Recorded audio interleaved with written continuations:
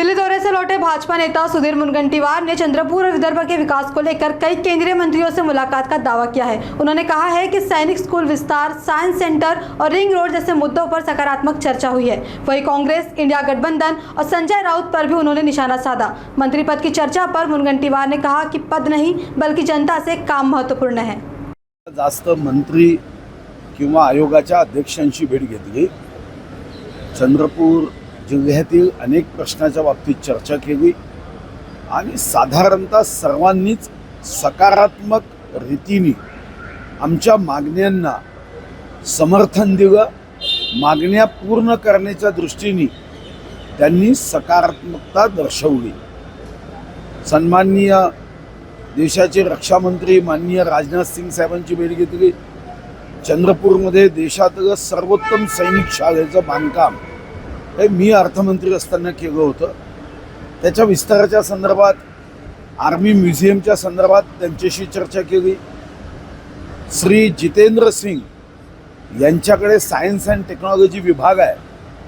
बांबूच्या संदर्भातल्या रिसर्चच्या कामासाठी त्यांच्या विभागातून 10 कोटी रुपयाची मागणी केली आणि साधारणतः आज उद्या त्यांचे सायंटिस्ट आणि आमचे सायंटिस्ट हे एकमेकाशी फोनवर चर्चा करतील।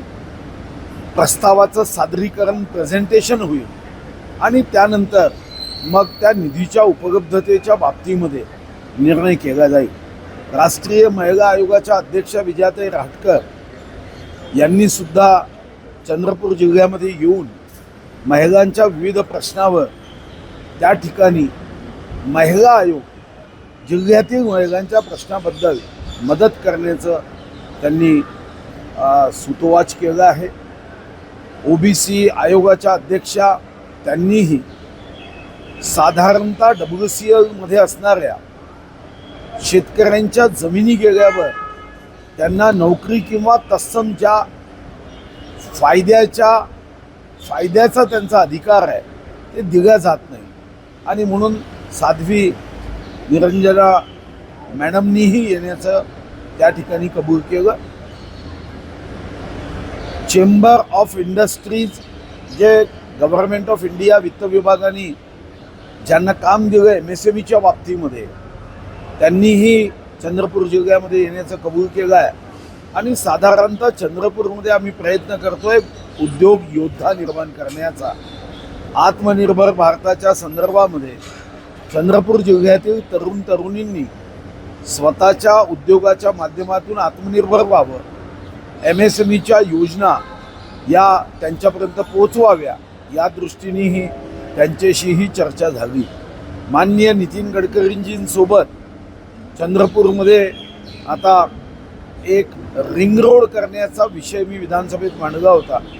या बाबतीत नितीन गडकरीजी तर कशाला नाही म्हणतच नाही आहे, ते तर प्रेम करतात। त्यांनी एका क्षणात त्या बाबतीमध्ये होकारी दिला। आमचा DPR तयार आहे। या DPR मध्ये पूर्ण रिंग रोड होण्यासाठी थोड्याशा भागामध्ये वनविभागाच्या अडचणी आहे, पण त्यामध्येही एलिव्हेटेड रोड करता येईल का याची तपासणी करून आमचा रिंग रोड सुद्धा पूर्ण होईल। आणि तसंच साहेबांनी सांगितलं की आपण हैदराबादपर्यंत एक मोठा हायवे करतोय, त्या हायवेचा पार्ट म्हणून आपण रिंग रोडला जोडू, म्हणजे त्याचाही उपयोग चंद्रपूरकर जनतेला निश्चितपणे होईल असंही त्यांनी सूतोवाच केलं। साधारणतः एक गोष्ट लक्षात आली, मी दिल्ली फारसा जात नाही, पण दिल्ली गेल्यानंतर जिल्ह्याच्या विकासाला मोठा उपयोग होऊ शकेल आणि म्हणून साधारणतः दिल्लीमध्ये जाऊन आपल्या मतदारसंघाच्या विकासाला जास्तीत जास्त पैसे उपलब्ध व्हावे या दृष्टीने काम करण्याचा निर्णय केला। CR पाटील जे या संदर्भातले जलशक्ती मंत्रालयाचं काम पाहतात, त्यांनी सुद्धा चंद्रपूर जिल्ह्यातील साऱ्या MI टँकला PDNनी जोडता येईल का याबद्दल सांगितलं आणि ते जर तुम्ही करत असाल तर केंद्राचे 70% आणि राज्याचे 30% असा प्रस्ताव तुम्ही जर मला सादर केला तर मी 3 महिन्यात त्याला मंजुरी देऊ शकतो।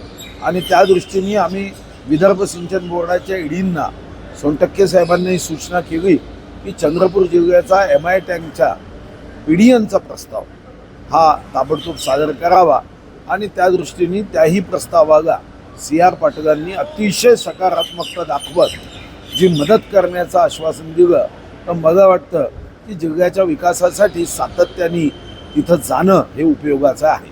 तुम्ही दिल्लीला